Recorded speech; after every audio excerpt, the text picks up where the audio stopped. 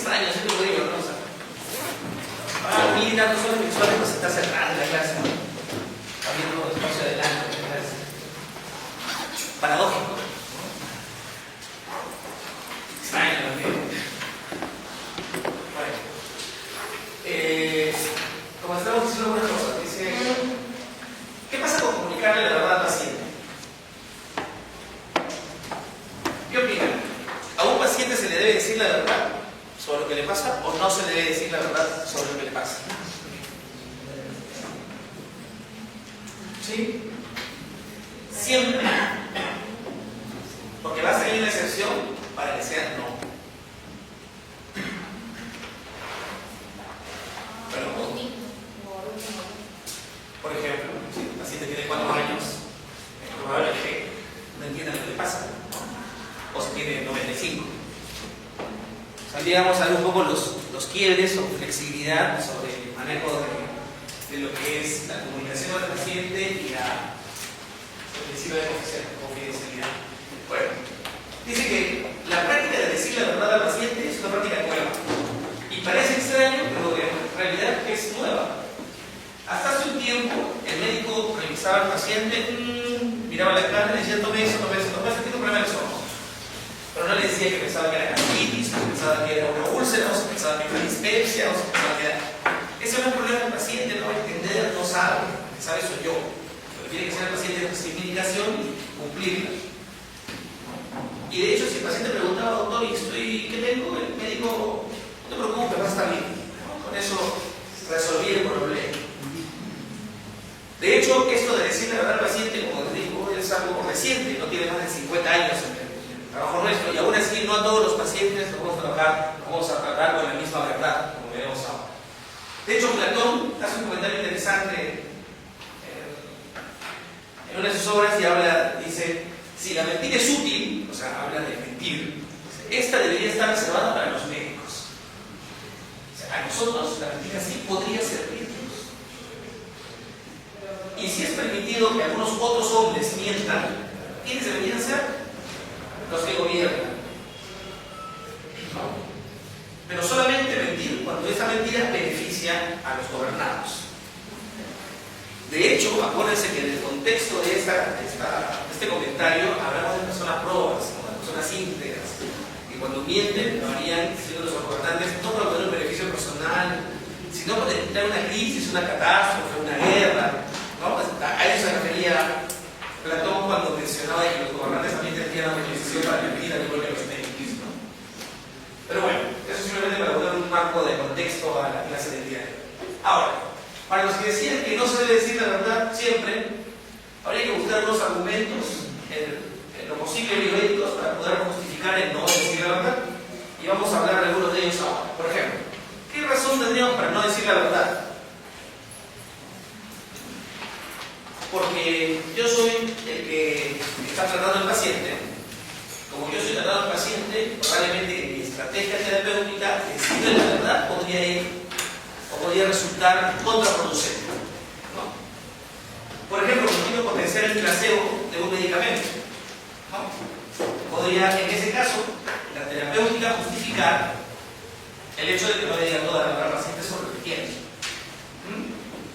Esto sucede frecuentemente, por ejemplo, en problemas psiquiátricos, ¿no?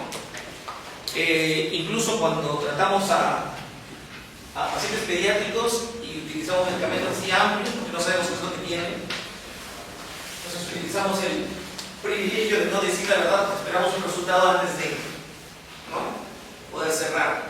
Eso de que ensayo y error, lo he escuchado también, es otra justificación para ese tipo de justificación de no decir la verdad. Otra razón para no decir la verdad es evitar efectos angustiosos, ¿no? Cuando hacemos la toma de una muestra en busca de algo, si adelantamos la sospecha, probablemente el paciente no duerma, ¿no? Mejor es esperar que venga el resultado para evitar la angustia de ese paciente. Por más que nosotros estemos sospechando altamente de lo malo que podría ser ese diagnóstico. Eso de que tenemos el resultado y tomamos decisiones funciona. Por más que yo esté casi seguro que sea un cáncer, por ejemplo, ¿no? Entonces, para evitar ese efecto angustioso en el paciente, es mejor a veces no decir la verdad de lo que estamos pensando. No necesariamente de lo que esté pasando, no lo tenemos seguro, pero sí no tenemos seguro casi, ¿no? Lo otro es, para evitar un miedo desproporcionado.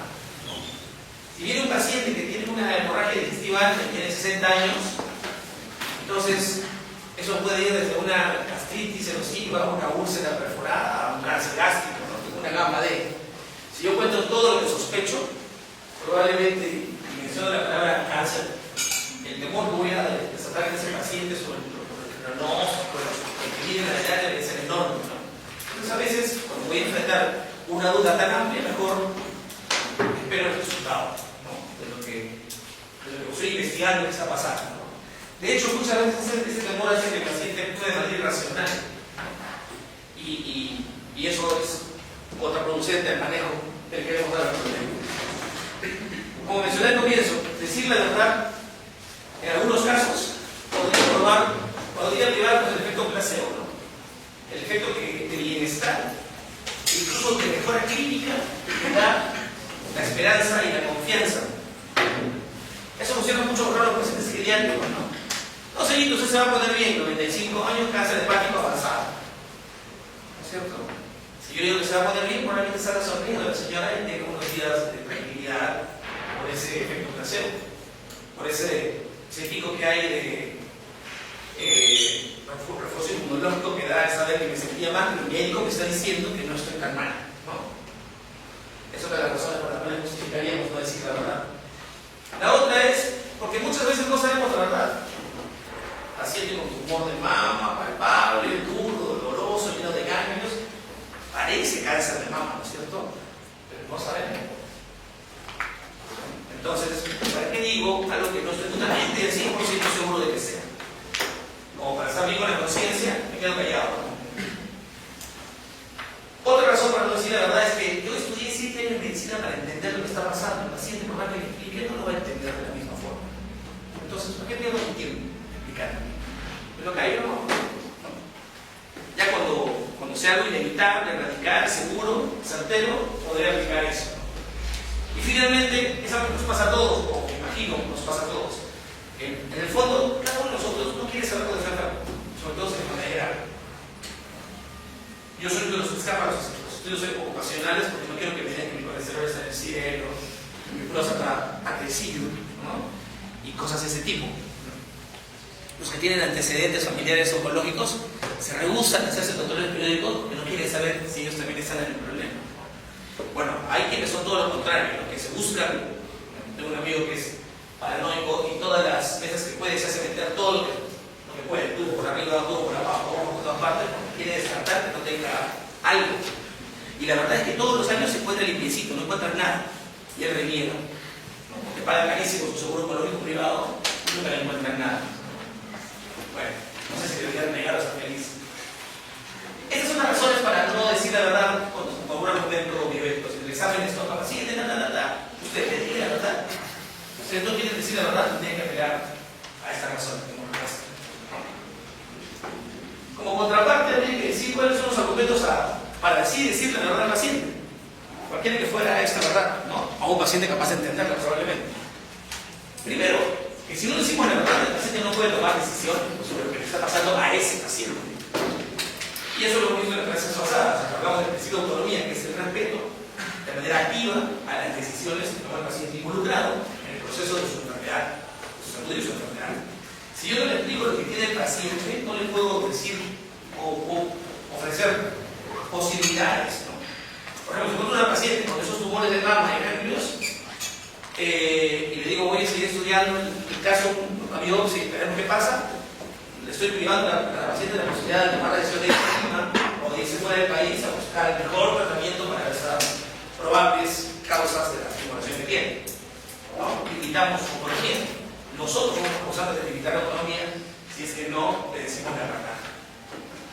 Otra cosa cuando decimos la verdad es cuando miramos fijamente a nuestro paciente, le contamos el problema del paciente, en ese momento es muy probable que refuerce la confianza que tiene en nosotros porque su médico le está diciendo directamente lo que le está pasando y hace que ese paciente se vuelva leal a su médico, que regrese siempre, que cumpla con las indicaciones que le demos porque hemos reforzado la confianza. Y de hecho, uno puede permitirse compromisos, ¿no? prométame que va a regresar mañana para hacer la biopsia. Júreme que esa biopsia, ¿no? Y el paciente me dice, doctor, no se preocupe, vamos a hacer eso, tenemos que salir de esto, ¿no? Entonces, otra razón para decir la verdad es reforzar la confianza. En términos generales, decir la verdad, ya dijimos, la confianza hizo mejor el vínculo que tenemos con nuestro paciente. Permite que el paciente cumpla con los tratamientos, porque uno le dice, mire, esta paciente va a producir vómitos y náuseas, pero va a reducir el mismo. No importa, vamos con los vómitos de la náusea, ¿no? El paciente va a cumplir con el esquema en vez de que se sienta mal. Si el paciente se entera, si uno no le dice la verdad y el paciente se entera por fuera, el paciente va a denunciar a su médico, ¿no? En cambio, si uno le dice la verdad siempre, el paciente no se va a quejar. Estuvo advertido de lo que iba a pasar, de lo que estaba pasando, de lo que podría venir más adelante, ¿no? Y bueno, pues puede que evite el dolor y evite la ansiedad, porque ya sé por lo que tengo, ¿no? Siempre nos han dicho de que no había que decir mentiras es malo, por lo tanto ese es el argumento final. Las mentiras son malas, ¿no? Esa es una cuestión así como que de crianza. ¿Por qué son malas? Porque generan consecuencias que no son las que queremos, no son deseables, ¿no? Por ejemplo, hace que el paciente desconfíe. Si el paciente nos chapa una mentira o una constatación de verdad, va a desconfiar de nosotros. El paciente cuando desconfía no va a colaborar con diagnósticos o tratamientos que instauremos.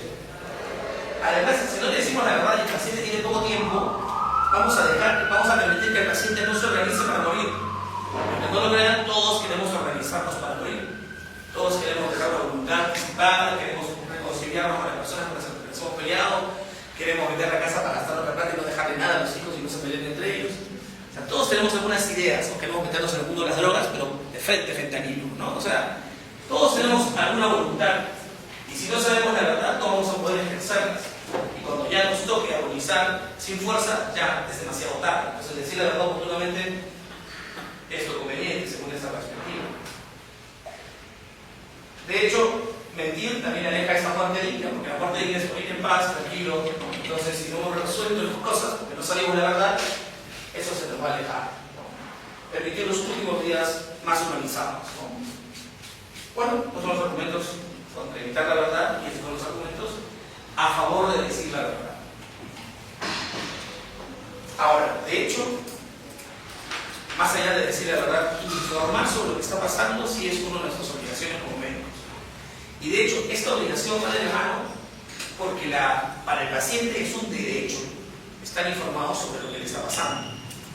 O sea, esos argumentos antiguos donde mejor, yo sé lo que es bueno para ti, tú somete, quizás hoy en día que tengo más claridad, pues es negarle un derecho al paciente, porque tiene que saber, o sea, tiene derecho a exigirnos que le contemos lo que le pasa, ¿no? Ahora, sobre ese derecho hay algunos debates, ¿no?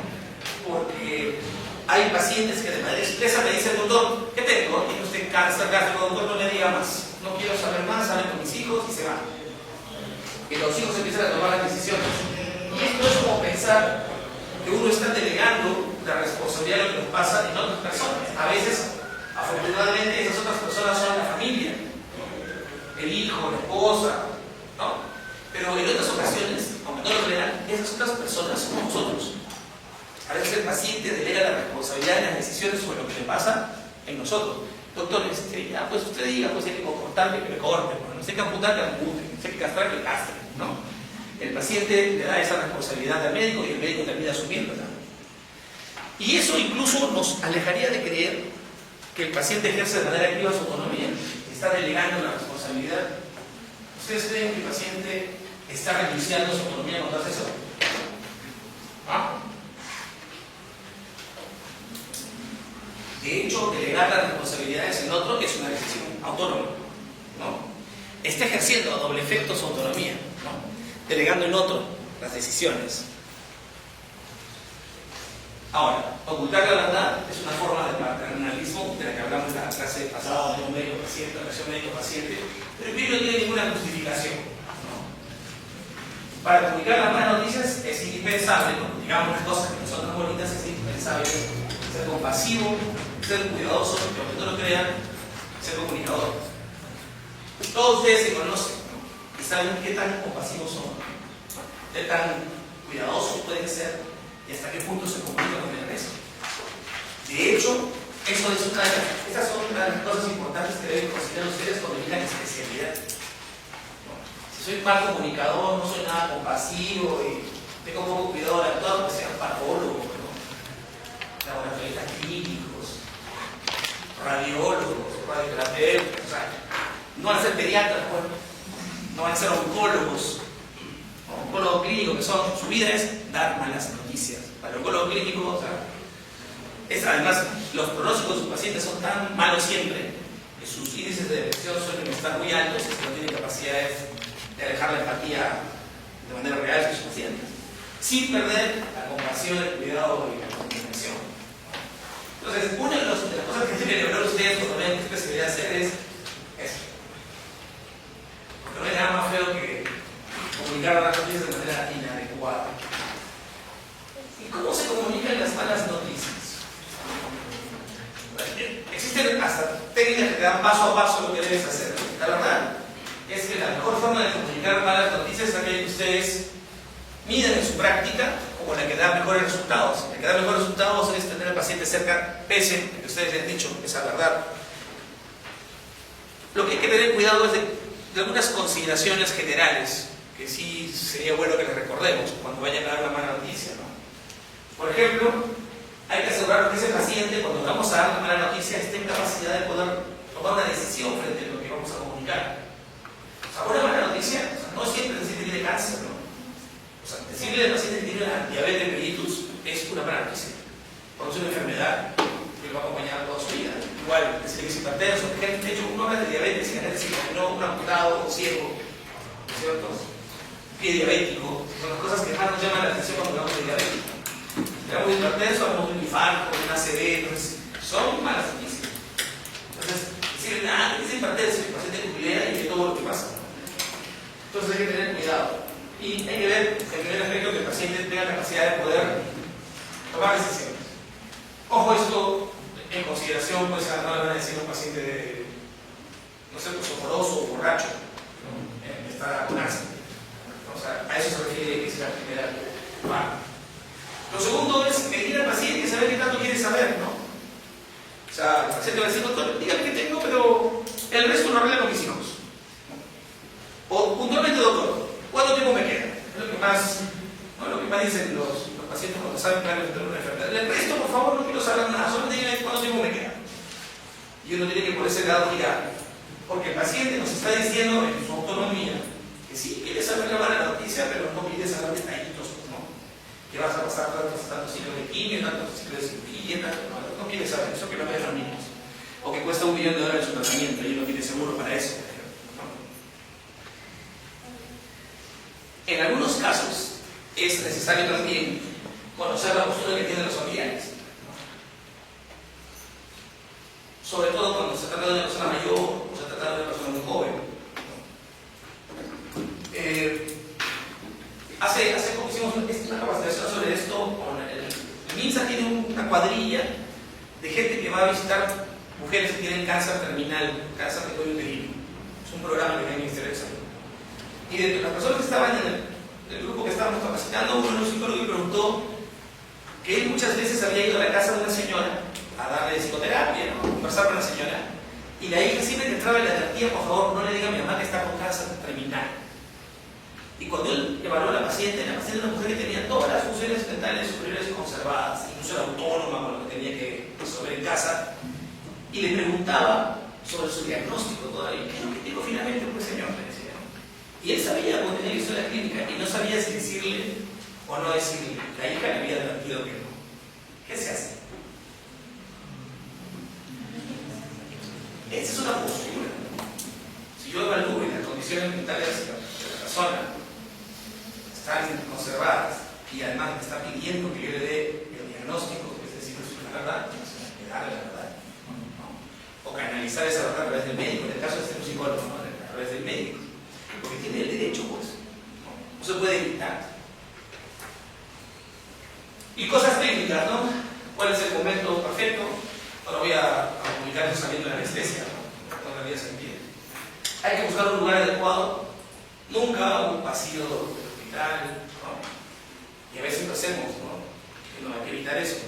Hay que hacerlo en un lugar adecuado. De hecho, los establecimientos de salud que tienen un poco mayor, un diseño más humanizado, tienen salas especiales donde se comunican más las noticias, ¿no? Cuando van a decirle que el niño tiene cáncer, les pasa por acá, tome asiento, hay un café de por medio, vamos a conversar, ¿no? Y están todos sentados, hay un apoyo emocional siempre, o sea, está el esposo, el hijo, el hermano, alguien que esté cerca. E incluso tenemos un paro de emergencia ahí donde puede haber un ansiolítico o algún medicamento para calmar una crisis que podría despertarse en ese momento. Entonces es un lugar adecuado. Y bueno, la forma en la que nos vamos a comunicar, pues, ¿no? A veces nos ponemos técnicos médicos y hablamos en un lenguaje que solamente te entiende tu profe, ¿no? Ni siquiera tu compañero, porque son especialistas, no te entiende. Y al paciente hay que hablarle, pues, en los términos del contexto histórico-social, ¿se acuerdan de la clase pasada? Del paciente, aterrizar nuestras palabras a eso, ¿no? Bueno, la información debe ser precisa, no ir más allá, sobre todo alucinando cosas que no sé. Y tampoco cosas que no desea saber, o sea, que no merece saber el paciente. Tiene usted cáncer de hígado, tiene 95 años y no le va a estar indicando que está en terapias en Houston para el cáncer hepático, el tumor único en el lóbulo derecho. No tendría sentido ir por ese lado, ¿no? Porque esa paciente tiene 95 años. Hay que darle calidad a esa partida en todo caso, ¿no? Porque todo el mundo se muere, ¿no? Ya no le dan ni esa. No, por eso no dar más ni dar menos, ¿no? Ser exacto en ese instante. ¿Qué pasa? Pregunta. Si la paciente o el paciente recibe el mensaje, llora, eso es usual, y te abraza. ¿Qué pasa? ¿Qué hacemos? ¿Cómo puede ser? Esto de decir, ¿no? Te abraza. ¿Cómo manejamos ese abrazo del paciente?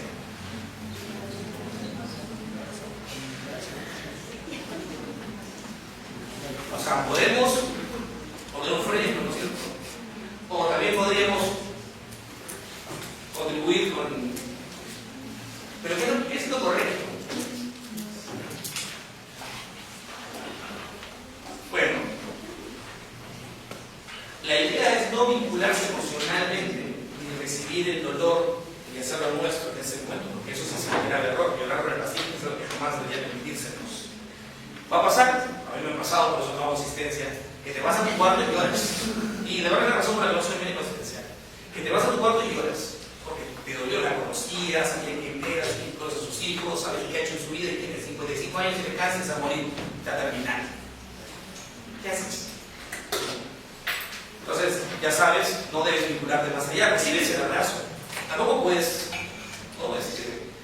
pero lo aportas, lo delegas, porque siempre hay alguien más ahí, puede ser el hijo, puede estar entonces puedes ceder el abrazo, puede involucrar a alguien más en ese momento.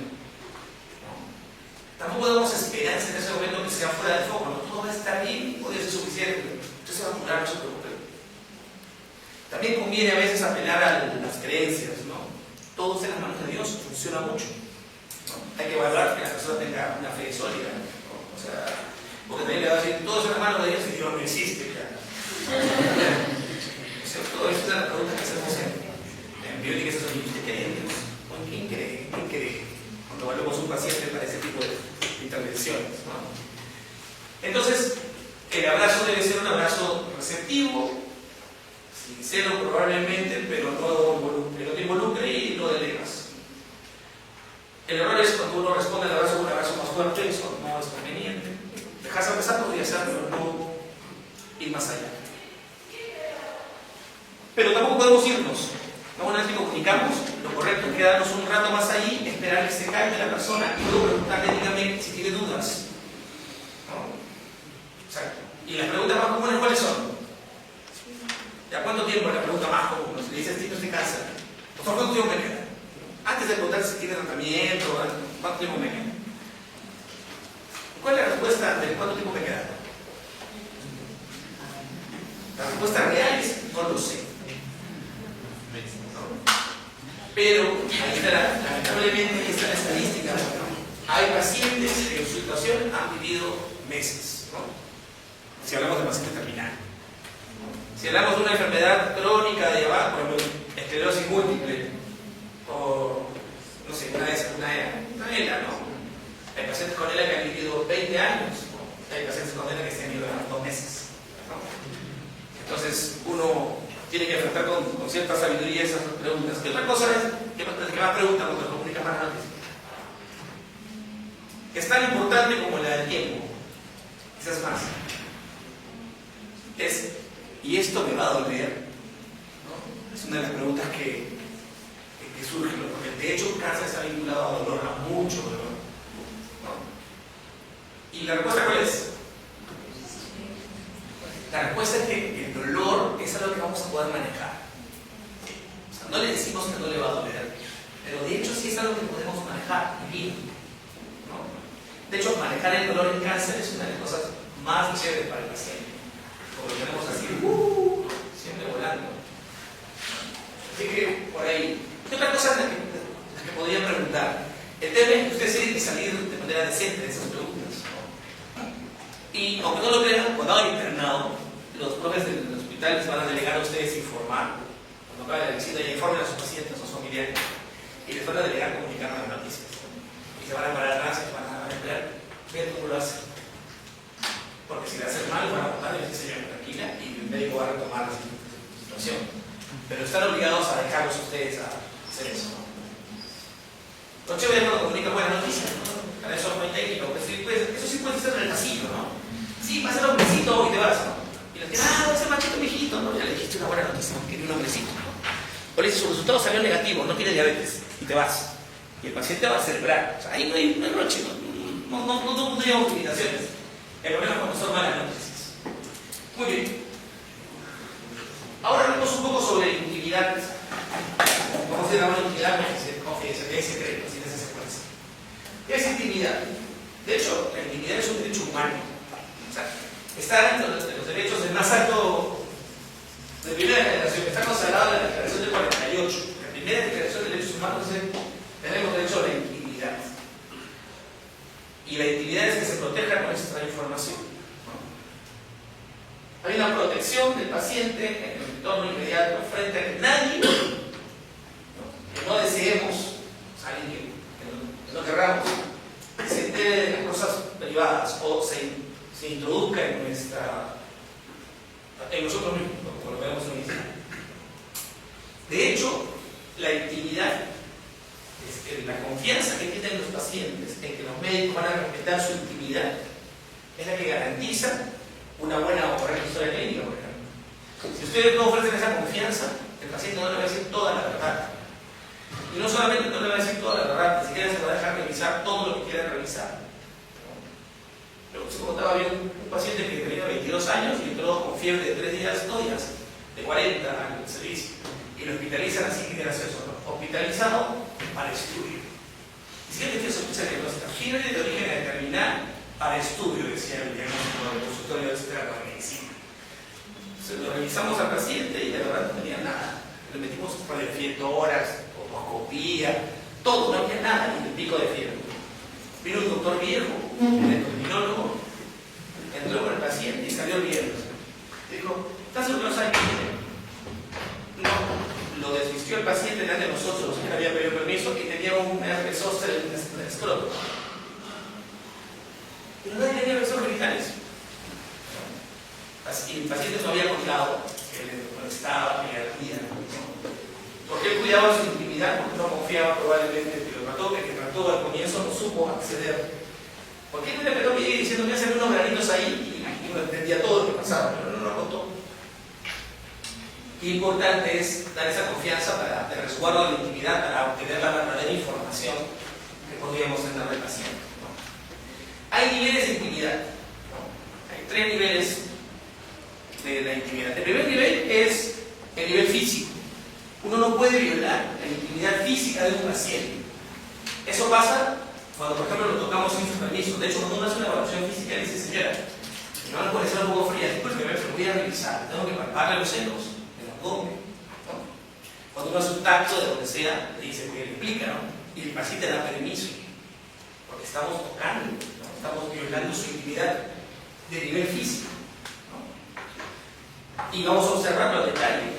A nosotros no damos permiso para que nos observen, porque no queremos que vean nuestro físico sin nuestro permiso. Por eso cuando sueltan nuestros videos en OnlyFans, podemos denunciar eso, ¿no? Porque han violado nuestra intimidad física. Solo era para mí y para la persona con la que estuve en ese momento, no era para el resto. Y estamos hablando de intimidad, un derecho humano, ¿no? Ese es entonces el primer nivel. El segundo nivel es el nivel informacional. El nivel informacional es cuando yo tengo un dato del paciente. Oye, fíjese, doctor, que el día de anoche hice una orgía.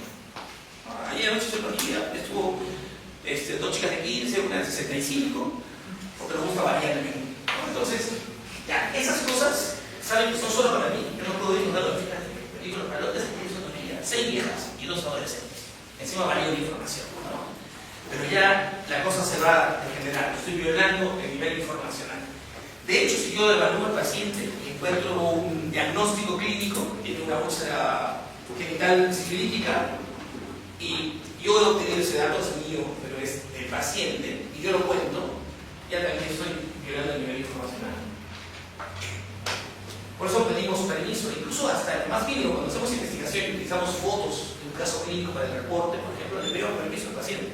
Así la foto sea de un grano en la nalga y no parezca la cara del paciente, es un alga, ¿no? Y la información que tiene la enfermedad es análiga. Entonces, este nivel debe respetarse. De hecho, para el caso nuestro, ese es el que nos interesa mucho. Hay un tercero que es el nivel decisional. Es cuando lo violo, cuando yo tomo decisiones por el paciente, ¿no? Es como que, tiene la cosa, doctor, cuando orino, me mojo los pies. Tiene cosa crecida, vamos a hacer un tacto en ese momento, bajar las piernas. No le di la chance de un antígeno prostático, una ecografía, no le consulté.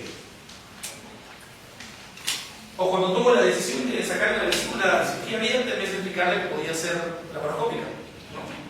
O sea, estoy violando la capacidad que tiene el paciente de tomar decisiones. No estoy violando el que conscienta de manera informada las cosas que puedo hacer con él. Y eso es violar su intimidad a ese nivel. Entonces sabemos que hay 3 niveles, ya saben, el nivel físico, el nivel informacional y el nivel decisional.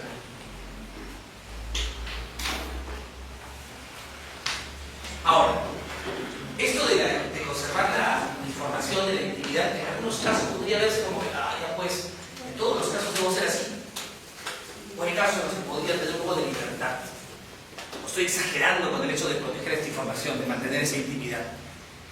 Hay unos cuestionamientos, ¿no? Por ejemplo, dice que exagerar con el cuidado de la intimidad podría promover, por ejemplo, el aislamiento del paciente, la incomunicación, o incluso actos hipócritas hacia el paciente.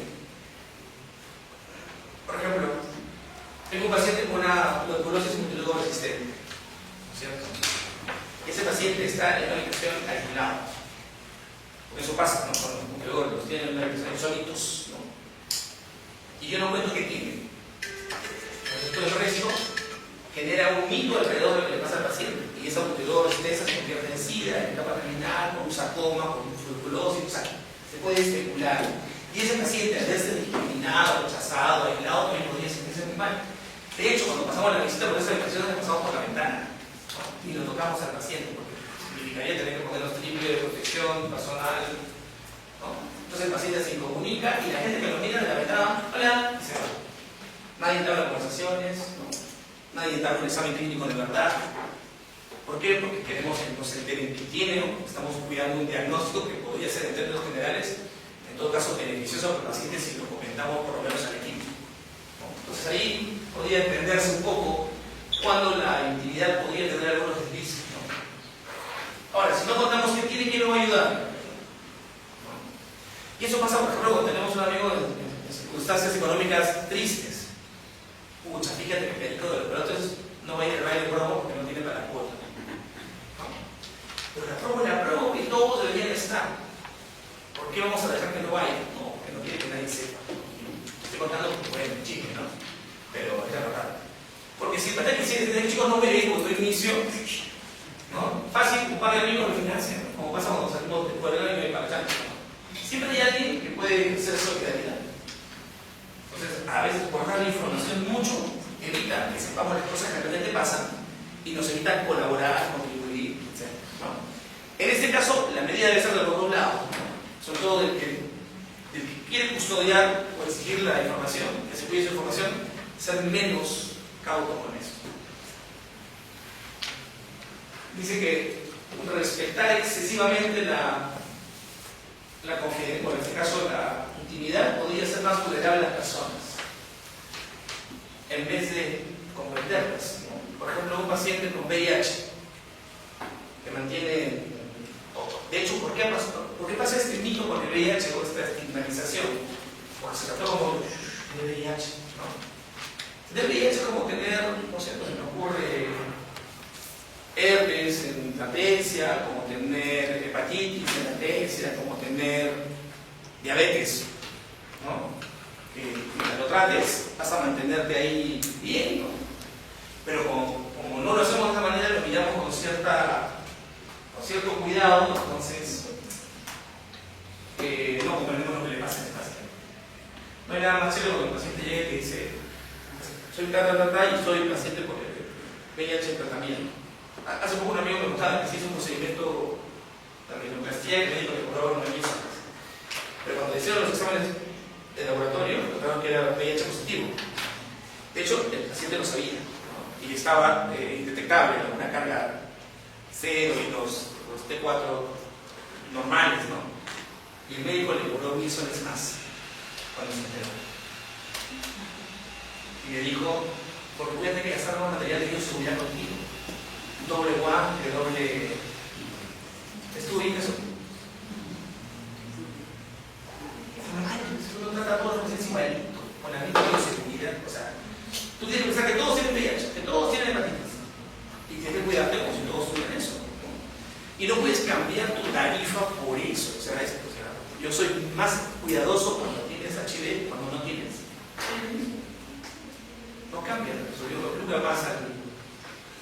Pero la nariz le quedó linda. Entonces, es bueno a veces saber las verdades, lo que la persona acepte, no ser tan íntimo, para mejorar o tener su comprensión. ¿Qué pasa con cosas simples? Enfermedades, todas estas circunstancias, homosexualidad, por ejemplo, que también podría considerarse otra cosa que debería mantenerse en la intimidad. A veces el paciente ni siquiera te cuenta eso. Y el paciente llega con una uretritis. Y tú le haces la historia y todo, y le das ciprofloxacina o un gramo, dosis única. El paciente no te contó que era homosexual, que había penetrado la región anal sin higiene y que esa uretritis no era monotóxica, ¿no? Era por toda esa flora bacteriana de la zona. No requiere un gramo de ciprofloxacina, el esquema de tratamiento va a ser otro, probablemente de 6 días, ¿no? O 7 días. Entonces no va a tener resultados positivos con el tratamiento que le damos. Entonces, es importante este tipo de temas. Bueno, ampara el fraude y el delito. A veces cuidamos información porque queremos que no nos engañen, ¿no? Por ejemplo, ¿cuánta plata tienes en el banco? Es una cosa que debe mantenerse con cierto cuidado, porque cuando se enteren que tienes mucha plata, probablemente te expongas a que te roben, ¿no? Así que por ahí hay algún argumento. Es bueno a veces decir: soy vicio, bueno, me da mi cuenta, ¿no? Ahora, otra razón por la cual sí se permite violar la intimidad por temas de salud es cuando se afecta la salud de la población. Ahí sí tenemos que no contarle a todo el mundo: fíjense que tiene VIH, no, sino notificar e informar a la persona que tenemos que notificar a sus contactos sexuales y que nos tiene que informar quiénes son esos contactos sexuales. Ahí sí la cosa funciona de manera clara, ¿no? Porque las enfermedades estas, pues ya saben cómo se transmiten y cómo se pueden detectar. Muy bien. Entonces ya saben, cuando está en juego el grupo, sí, pues la persona queda en un segundo plano. ¿Y qué es confidencialidad? Hemos hablado de intimidad, ¿no es cierto? Ahora hablemos un poco de confidencialidad. Como se ve, la intimidad tiene un nivel informacional, ¿no? Segundo nivel. Primero físico, luego informacional, luego decisorio, ¿no? Mira, la confidencialidad es la protección del nivel informacional. O sea, no se deben revelar esos datos que hemos obtenido o que hemos observado, que el paciente o que hemos diagnosticado, que pertenecen al paciente. Ahora, es un tema interesante. La historia clínica de quién es. La historia clínica es un documento que le pertenece al paciente, pero custodia una INPES, o sea, una institución prestadora de salud, o el médico si tiene su consulta privada. Somos un custodio de la historia clínica. No nos pertenece a nosotros. Por lo tanto, no le podemos negar al paciente su historia clínica, porque le pertenece a él. Pero debemos buscar canales serios y formales para que se evidencie que el paciente hace uso correcto de la historia clínica. Por eso los hospitales te piden que solicites una copia de tu historia clínica, no te la dan cuando la pides, ¿no? Para evitar este mal manejo de la información que podía filtrarse, escaparse, salirse, ¿no? Etc. Y podía irse por el lado equivocado. La confidencialidad, entonces, cuando evitamos que se revelen los datos íntimos que le pertenecen al paciente, y en este caso que podría estar, por ejemplo, en su historia clínica, es también un valor de las relaciones humanas. En el caso de los médicos, es un principio, ¿no? Hasta por encima de ser solamente un valor. No queremos que las personas se perjudiquen con la información que se filtre. Además, es algo que no necesariamente tiene que haber sido pedido por el cartón, no le cuenta a nadie, ¿no? Tampoco te vas a prometer hacerlo, no se preocupe, no le voy a decir a nadie que usted tiene esto. Es simplemente es tácito a nuestra profesión. Viene con nosotros en el paquete, ¿no? Y en algunos casos, por ejemplo, el tratamiento de la información consolida algunas relaciones muy importantes, como por ejemplo la relación médico-paciente. La confidencialidad consolida esa relación, pero también un matrimonio. Por eso que las mujeres casadas no pueden declarar contra sus maridos en un juicio, porque hay una confidencialidad ahí tácita que no se puede violar, ¿no? Entonces ahí es importante, incluso cuando uno entra a trabajar, en muchas ocasiones que te piden que la información que se maneje sea confidencial y firmas cláusulas de eso en los trabajos, porque no quieres que se divulgue, por ejemplo, la estrategia de marketing que se va a lanzar, no quieres que se divulgue los estados financieros de ganancias y pérdidas, los estudios de costos, cuánto cuesta producir un queso acá y el queso allá, ¿no? De hecho, eso se llama espionaje comercial, que es un delito, entre comillas. Y bueno, la confidencialidad es propia, innata y necesaria para ciertas profesiones. Yo no consigo un cura, es una profesión, un cura que no practique la confidencialidad cuando alguien va y se confiesa. Pero ojo, cuando alguien va y se confiesa, o sea, el cura tiene que decir, es papá en confesión, ¿no? En cambio, el médico no, el médico todo lo que te diga es confidencial, no tiene que precisar el paciente, ¿no? Los abogados también hacen uso de este privilegio y los médicos.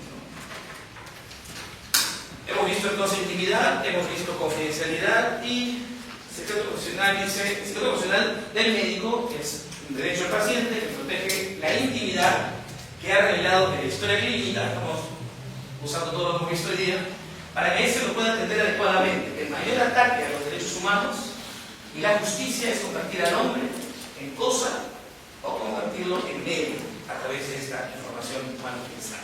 Entonces, esa es la importancia de la profesional. En la medida que pasé el código de ética, ¿te lo parece? Hay 4 artículos ahí que están vinculados a la confidencialidad en el último código de ética de la Nación 2023. Es una malaza declaración. La verdad, la anterior era mejor. Pero bueno, se ha actualizado para los abogados y que podemos pasar el caso. ¿Quién lee el artículo 196? Todos tienen el código, pero mañana se lo pasaron por.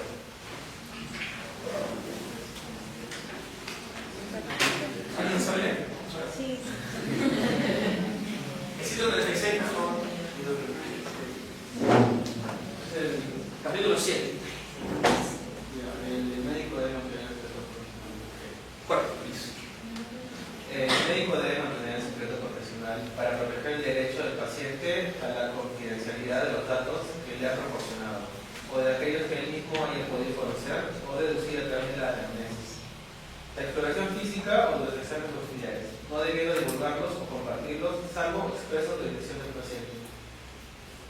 Miren, si ustedes le cuentan a alguien lo que sea la historia clínica del paciente que ustedes han llenado y el paciente los denuncia, perdieron, es falta grave y es suspensión.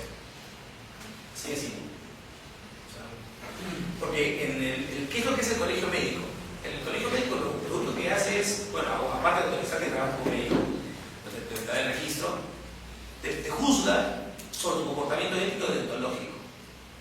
Deontológico significa cumplir las leyes, las normas, las reglas. Y una de las reglas que prima es ese 5 que tenemos, el más importante. Entonces, basta que una de las cositas que diga ahí no la hagamos, nos denuncian y nos sancionan. Así de simple. Por como cuando robas, ¿no? Robas un solo 1 millón, robaste, el hecho es ese, ¿no? Entonces hay que tener mucho cuidado cuando manejemos este código. El artículo 137, ¿quién lo lee? Señorita, gracias. El médico debe guardar reserva o confidencialidad sobre el acto médico practicado por él o del que hubiera podido tomar conocimiento en su condición de médico consultor, auditor o médico legista. Se extiende a cualquier otra información que le hubiera sido confiada por el paciente o por su familia con motivo de su atención o de su participación en una investigación. La muerte del paciente no exime al médico del cumplimiento de este deber. O sea, se dan cuenta de que no solamente lo de la historia clínica, sino lo puede contar la familia del paciente, y no solamente nuestro rol de médico asistente, sino cuando auditamos historias clínicas, ustedes van a los hospitales, pueden tener todas las historias y las auditan. Cuando hacen investigación, tienen todas las historias y las realizan. O sea, hay muchos espacios en los cuales uno podría caer en tentación, ¿no? de dar chismes de este tipo. El artículo siguiente, 138, se encargó de el médico tratante que tiene conocimiento de la condición patológica de un paciente que pueda resultar en daño a terceras personas queda eximido de la reserva correspondiente, informando al paciente que comunicará a las autoridades de salud en todo, cuando se refiere estrictamente a dicha condición, a fin de tomar las medidas que corresponden para evitar que el daño se produzca. O sea, dense cuenta que ahí estamos hablando de que debemos comunicar, notificar, ¿no? VIH, por ejemplo, por eso las trabajadoras sexuales hacen exámenes médicos periódicos, tienen un carnet sanitario, porque están exponiendo a la población potencialmente a una transmisión de enfermedades, por ejemplo. Y ahí estamos obligados. Aquí lee por último el 140. ¿Verita? 140. Sí. Si el médico constatara que un paciente ha sido víctima de torturas o actos lesivos a su integridad física o mental y no estuviera en condiciones de presentar sus reclamos, el médico queda eximido del deber de confidencialidad y tiene el deber ético de denunciar el hecho a través de la autoridad correspondiente. ¿Se dan cuenta? O sea, otra de las causales para las cuales debemos contar las cosas es cuando sospechamos altamente o sabemos con certeza que un paciente ha sido abusado, por ejemplo, que ha sido privado de su libertad, ¿no? En fin, son otra de las razones por las cuales podemos transgredir este principio por obvia razón. Muy bien, entonces hoy hemos revisado un poquito de lo que es intimidad, confidencialidad y secreto. Y hemos revisado 4 articulitos, pero que son los que más chamba, unos son los 4 que más chamba dan a los comités de ética del colegio médico, porque denuncias sobre eso pueden haber muchas. Y hay que estar procesando eso. ¿Alguna consulta, pregunta, comentario?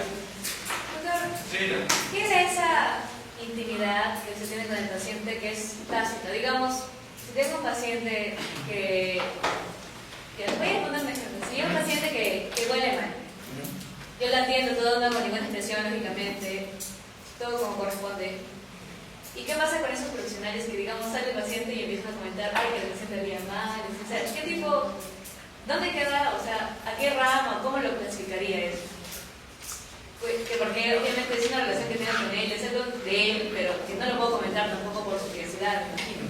Así como mi profe que me decía, yo hijo único de padres pudientes, no voy a estar ocultando el pulmón de un tuberculoso. Claro.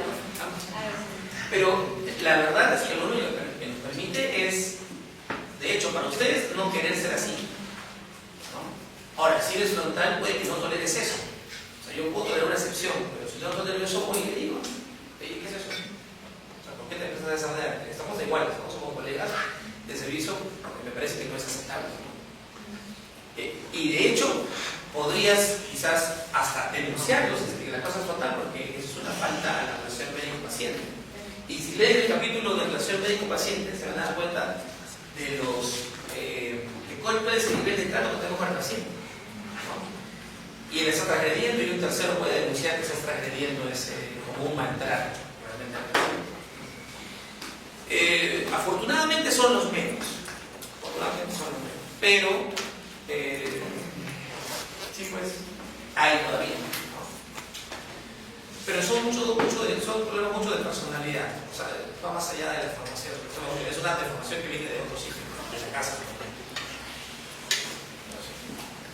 Yo creo que hay que decirle, de hecho este docente, no nosotros obviamente, pero se lo dijeron y cambió esa actitud y ahora lo hace sarcásticamente como una broma.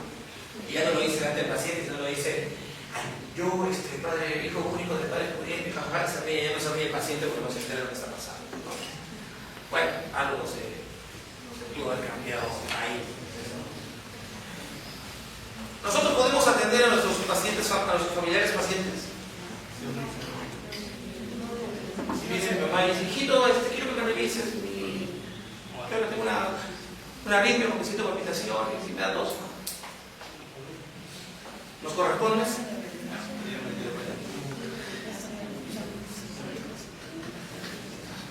Parece que eso se cumple para cuando son cirugías o es en todo la medicina. La pregunta sería todo, la pregunta, ¿podrías operar a tu hermano? Podrías, ¿sabes? De hecho, no hay ninguna prohibición legal. Pero ¿cuáles serían los inconvenientes?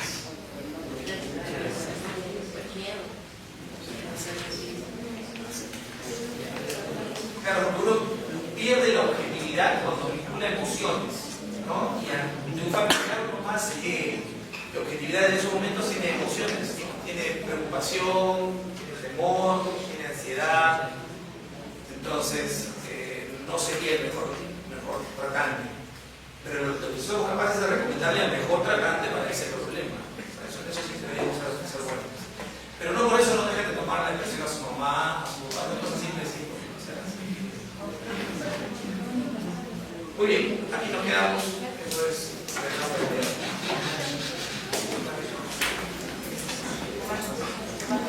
doctor,